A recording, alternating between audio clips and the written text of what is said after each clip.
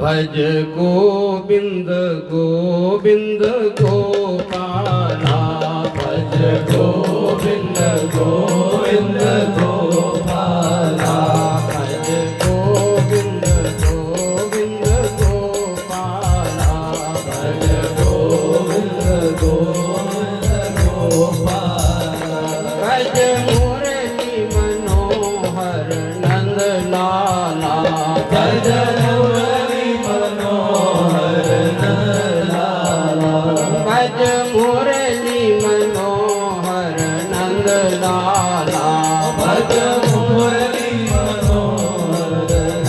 लाला, भज गोविंद गोविंद गोपाला, भज गोविंद गोविंद गोपाला, भज गोविंद गोविंद गोपाला, भज गोविंद गोविंद गोपाला, भज मुरली मनोहर नंद लाला, भज मुरली मनोहर नंद लाला, भज मुरली मनोहर नंद लाला, भज मुरली मनोहर नंद लाला, भज मुरली मनोहर नंद लाला, भज मुरली मनोहर नंद लाला, भज गोविंद गोविंद गोपाला, भज गोविंद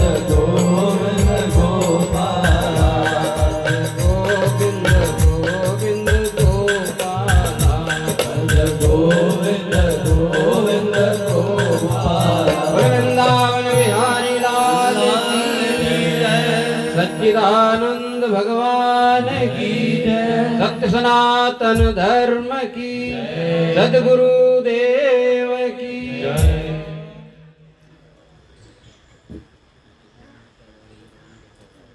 श्रीमद् भागवत महापुराण के पावन सानिध्य में यह कथा जो चल रही ब्रज रस वार्ता, वैसे हरिवंश से चलती है ज़्यादा करके शायद।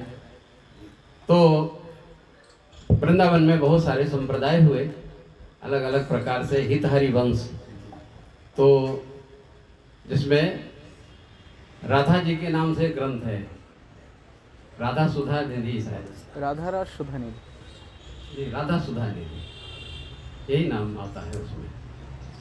तो बड़ी ही रस की कथा है, क्योंकि परमात्मा रस स्वरूप है, रसो वही सा। जब तक जीवन में रस नहीं आता है, हमारा जीवन जब तक रसमय नहीं होता है, लेकिन संसार के जितने भी रस हैं, जो मोहि राम लागते नीके,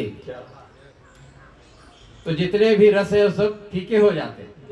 लेकिन अभी तो हमको सब बढ़िया लग रहा है, सभी रस आ रहा है, नमकीन भी आ रहा है। अभी देखो महाराज श्री बता रहे थे कि अलोना तो भक्त के लिए है, भगवान के लिए नहीं है। भगवान के लिए कोई तप नहीं है, तप तो साधक के लिए होता है। तो साधक अवस्था में इसलिए रस जब तक छूटता नहीं, संसार का रस जब तक नहीं छूटता है, तब तक परमात्मा का रस आता नहीं। इसलिए हमारा जो धर्म है, क्योंकि धर्मा सुनिष्ठिता पुंसाम विश्वक्सेन कथा सुया न उत्पादे यदि रतिम श्रम एव ही केवलम। हम लोग बहुत सारा धर्म कर्म करते हैं, बहुत सारी कोशिश करते रहते हैं। वैसे तो देखो आजकल जो धर्म की बात आ रही है, हमारा जो देश है कानून कहता है कि धर्म निरपेक्ष हो।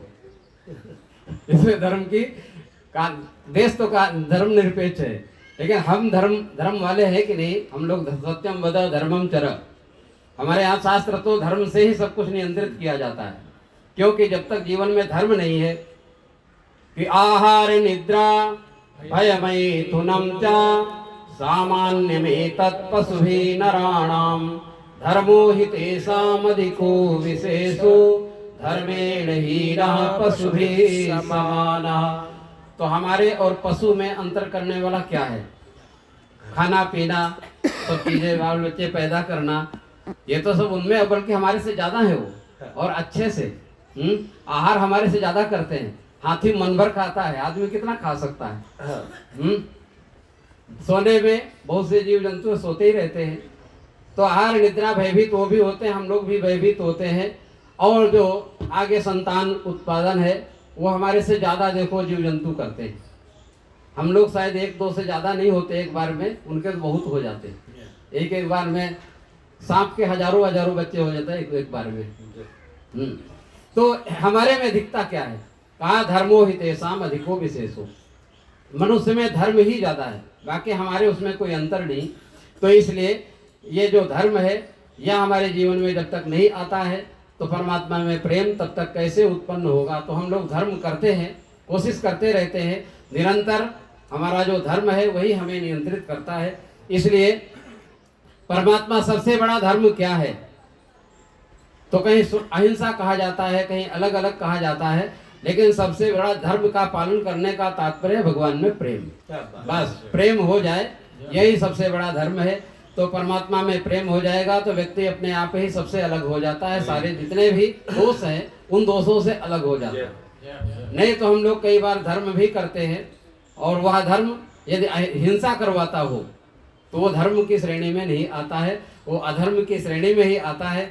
तो देखो आप लोग यहाँ रस की वार्ता सुन रहे हैं, परमात्मा की रस की वार्ता। कल भी आपका वो चल रहा था कि नाभाजी महाराज का कुछ आप सुना रहे थे, मैं आया था कुछ क्षणों के लिए, वैसे ही मैं सुन करके चला गया था। तो नाभाजी जैसे अनपढ़ व्यक्ति, आप सुना रहे थे कि शायद वो आंखों से भी नेत्रों से रहित थे, परमात्मा की कृपा हो गई, गुरु की कृपा हो गई। परमात्मा की कृपा होने के पश्चात देखो क्या नहीं हो सकता है, सब कुछ हो जाता है, लेकिन एक बार समर्पित तो हो। इसलिए परमात्मा वो कहते हैं कि मन्ने धनाभिजन रूप तपा श्रुतौ जस तेज प्रभाव बल पौरुष बुद्धि योगा नाराधनाय हि भवन्ति परस्य पुंसो भक्त्या तुतोष भगवान गजयूथ पाय। प्रहलाद जी महाराज कहते हैं अपनी स्तुति में, भागवत में, वो कहते हैं मेरा ऐसा मानना है, मन्ने मैं मानता हूँ कि धन हो किसी के पास भगवान उसे प्रसन्न नहीं होते। अभिजन बहुत बड़ा परिवार हो, रावण के पास तो बहुत था, 1 लाख पूत 1.25 लाख नाती, लेकिन भगवान प्रसन्न क्या हुए? तो प्रहलाद जी महाराज कहते हैं कि मन्ने धन अभिजन बहुत ज़्यादा रूपवान हो, भगवान उससे प्रसन्न, कोई जरूरी नहीं उससे प्रसन्न ही हो जाएंगे। बहुत ज़्यादा श्रुत हो, बहुत सुन रखा है, वो कई लोग होते हैं बहुत दिनों से सुन रहे हैं, वो कहते हैं हमने इतनी कथाएं सुन ली, बहुत श्रुत।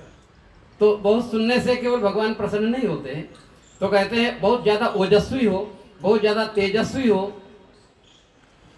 तो कहते हैं तेज प्रभाव, बहुत प्रभावशाली हो, बलवान हो, पौरुष हो, बुद्धि हो, योगी हो।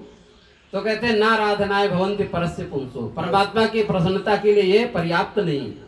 तो क्या है? कहा कि भक्त्या तुतोष भगवान गजयूथ पाय, हाथी के ऊपर भी भगवान प्रसन्न हो गए, भक्ति से प्रसन्न हो गए।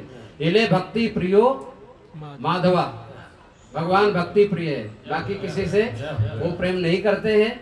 क्योंकि व्याधस्याचरणम ध्रुवस्य चावयो विद्या गजेन्द्रस्य का ज्ञातिर्वा विदुरस्य यादोपते उग्रस्य किम पौरुषम कुब्जाया किम वाम रूपमधिकम किम तत्सुदाम नो धनम भक्त्या तुष्यति केवलम नच गुणैर भक्ति प्रियो माधवा। ज्यादा गुणों की जरूरत नहीं है, एक ही गुण बहुत है। महाराज जी यही विषय चल रहा है 2 दिन से, भक्ति प्रियो माधव व्याधस्य चरणम वाला यही विषय चल रहा है। अच्छा। आपने पुष्टि, भगवान ने कहा, अभी एक संत आए, वो भगवान उन्होंने ज्ञान परक बात करके उस बात पे पुष्ट किया, रस परक बात थोड़ी अधूरी रह गई थी, भगवान ने कहा मैं भेज रहा हूँ।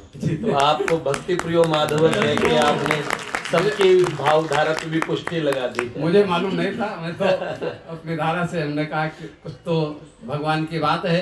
तो भक्ति प्रियो माधवा, तो माधव को प्रिय क्या है? भक्ति ही प्रिय है, इसलिए भगवान को भक्ति प्रिय है। हमारे जीवन में भक्ति हो, इसी से हमारा उद्धार होगा, इसी से हमारा कल्याण होगा। और इतने ही शब्दों को कह करके मैं अपनी वाणी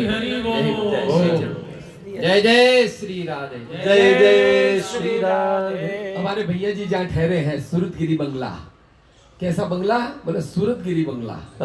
उस बंगले से जो संत पधारे हैं वे भी अनुपम, और जिस वार्ता को हम लोग कर रहे हैं 2 दिन से सुन रहे हैं और कल भी सुनेंगे, वो सारी की सारी प्रेम को पुष्ट करने वाली, रस को प्रदान करने वाली, भगवान में प्रीति जगाने वाली है। इसलिए संतों की जो मोहर लग जाती है तब आप समझ लीजिए आपका कार्यक्रम 100% सफल है। और अब हम लोग महाराज श्री से निवेदन करेंगे कि भैया प्रवीण जी आरती बोलो। हाँ, आरती के लिए तैयारी कर लीजिए। सामूहिक दीपदान पहले कराएं या सामूहिक दीपदान पहले करवा दीजिए, उसके बाद में आरती, ठीक है? पहले आरती करा के फिर सब खड़े हो जाएंगे ना सामूहिक ठीक है, दीपदान में। इसका पहले लो, आरती कर लेते ऐसे हैं। कर लीजिए। जय जय। लो हाँ, आरती के लिए भैया जी को बुलाइए, सब महाराज जी को बुलाइए।